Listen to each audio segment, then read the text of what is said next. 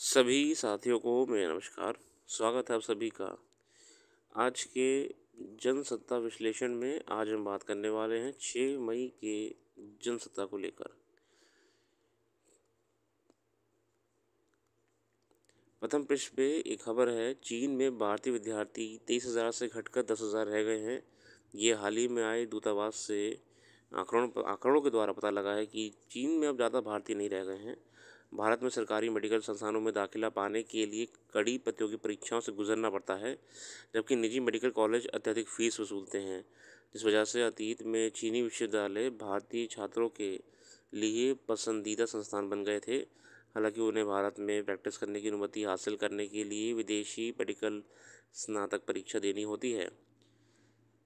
असल में चीन में बच्चे इसलिए ज़्यादा कि इंडिया में क्या है ना, अगर आपको गवर्नमेंट कॉलेज चाहिए तो आपको बहुत ज़्यादा नंबर चाहिए होंगे, प्राइवेट चाहिए तो बहुत सारा आपको पैसा चाहिए होगा, फीस बहुत हाई है। तो बच्चे चाइना जाके पढ़ाई करते डॉक्टरी की। मगर जब से एग्ज़ाम आ गया है आपका कि अगर आप विदेश में कहीं भी पढ़ाई करते हैं, आपको इंडिया में आकर एक एग्ज़ाम देना पड़ेगा। उस एग्ज़ाम के बाद ही आप भारत में प्रैक्टिस कर पाएंगे और तभी आपकी बाहर की पढ़ाई मान्यता मानी जाएगी। अब नहीं जा रहे हैं लोग ज़्यादा चीन में, अब लोग भारत में ही पढ़ाई कर रहे हैं जैसे तैसे। संपादकीय में पहला लेख है, जलते जंगल सुरक्षित सवाल। उत्तराखंड के जंगलों में आग लगने के बढ़ रहे मामले वन पारिस्थितिकी तंत्र के लिए गंभीर चुनौती पैदा कर रहे हैं।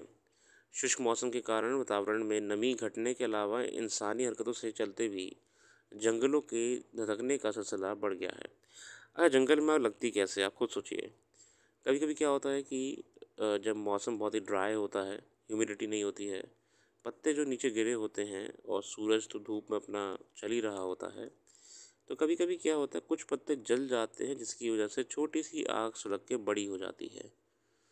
ठीक है, इसके अलावा क्या हो जाता है, इसके अलावा ये कंडीशन हो जाती है कि जैसे कि हम देखते हैं कि पहाड़ों पे जाके लोग पार्टी वगैरह करते हैं, और वो जो पार्टी करते हैं उस पार्टी करने के बाद या तो वो जो बॉन फायर होती है, जो जिसमें आग जल रही होती है ना, कैंपिंग करते हैं लोग, तो बीच में ऐसे आग लगाते हैं और इसके आसपास बैठे होते हैं बॉन फायर। कभी कभी क्या होता है कुछ लोग इसे जंगलों में जाते हैं एंजॉय करने के लिए, घूमने फिरने के लिए, इसे बुझाने की जगह इसको ऐसे ही छोड़ देते हैं, यही धीरे धीरे पत्तों में आग लगा देती है। इसके अलावा जंगलों में आग लगने के कारण सिगरेट के बट भी कहा जाता है ना। अमेरिका में तो प्रॉपर जितने भी पहाड़ी क्षेत्र हैं लोग घूमने जाते हैं, उनको सख्ती से कहा जाता है कि आप अगर सिगरेट पीते हैं तो आप जंगल में नहीं फेंकेंगे। सिगरेट का बट भी धीरे धीरे धीरे धीरे जब नीचे गिर जाता है तो पत्ते जला देता है, फिर आग लग जाती है। इसके अलावा नमी बहुत कम होने से भी ना सूखी लकड़ियों में आग लगना सामान्य है, जिससे पूरे जंगल में आग फैल जाती है। उत्तराखंड ये समस्या बड़े लंबे समय से झेल रहा है।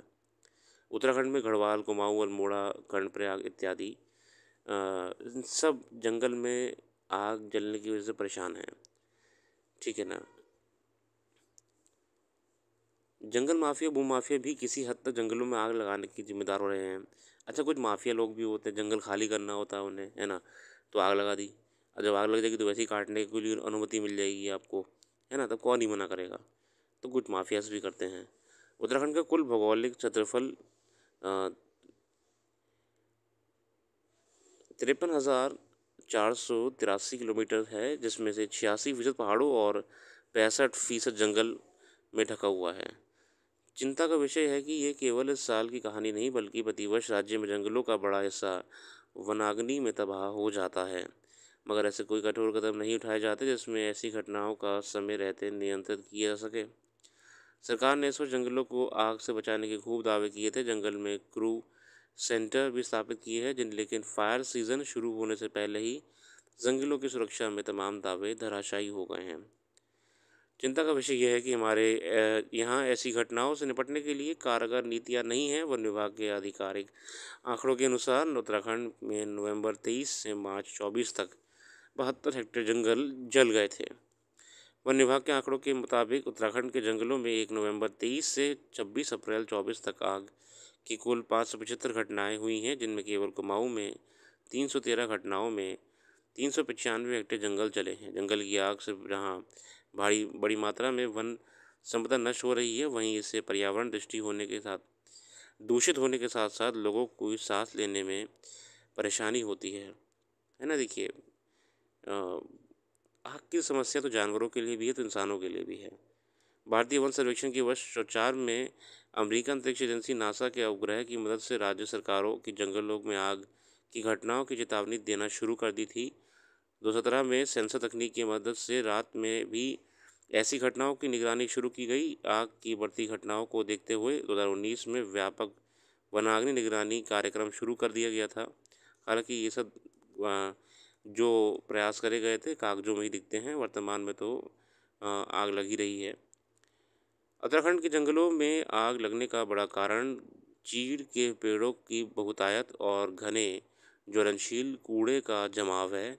गर्मियों में बड़ी मात्रा में चीड़ की टहनियाँ और सूखे पत्ते इकट्ठा हो जाते हैं, जो आग के प्रति अत्यधिक संवेदनशील होते हैं।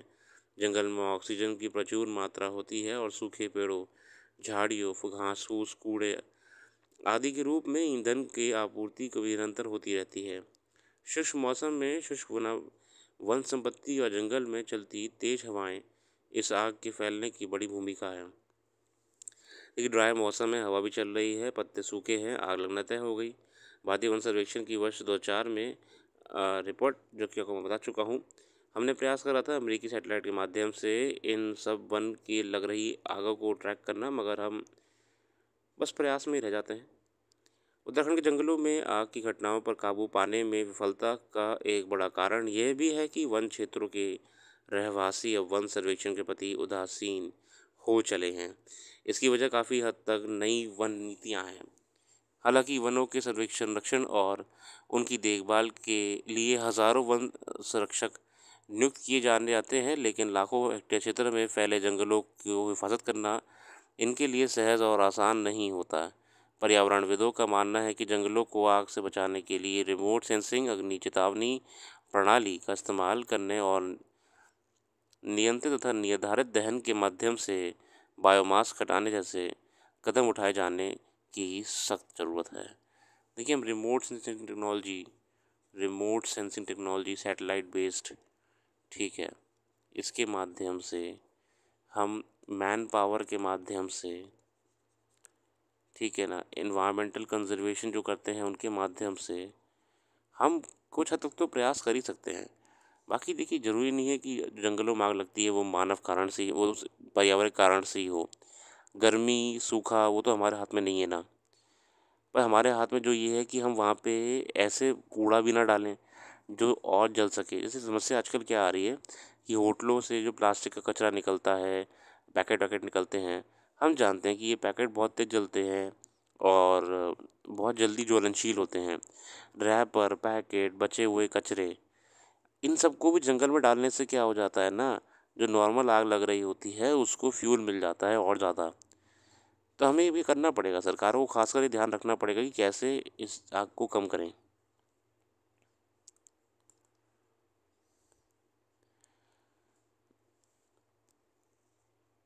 क्रूर उत्पाद, जैसे जैसे कृषि व्यवस्था यंत्र आधारित होती रही है जा रही है, पशुपालन का मकसद शुद्ध रूप से व्यवसाय होता गया है।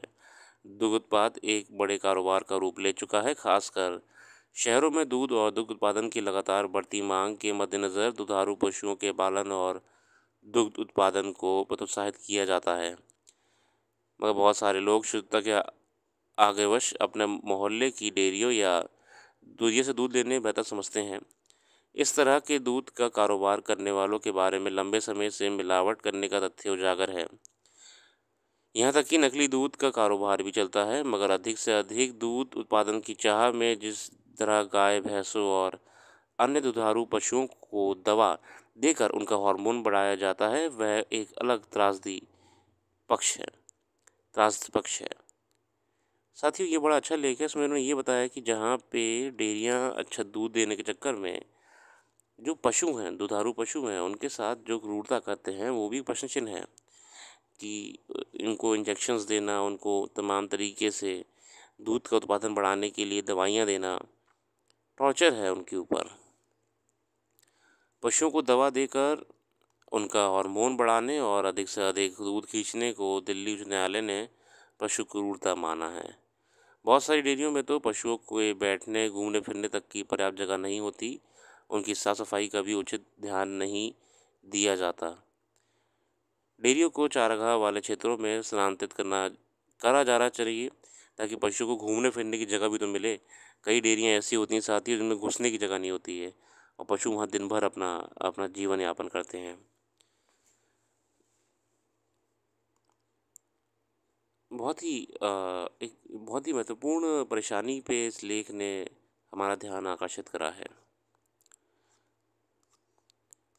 बाकी लेख खेल जगत की कुछ खास नहीं है। इस समय आज के लिए इतना ही रख रहे हैं। अपना कीमती समय देने के लिए बहुत बहुत धन्यवाद। आपका दिन शुभ हो।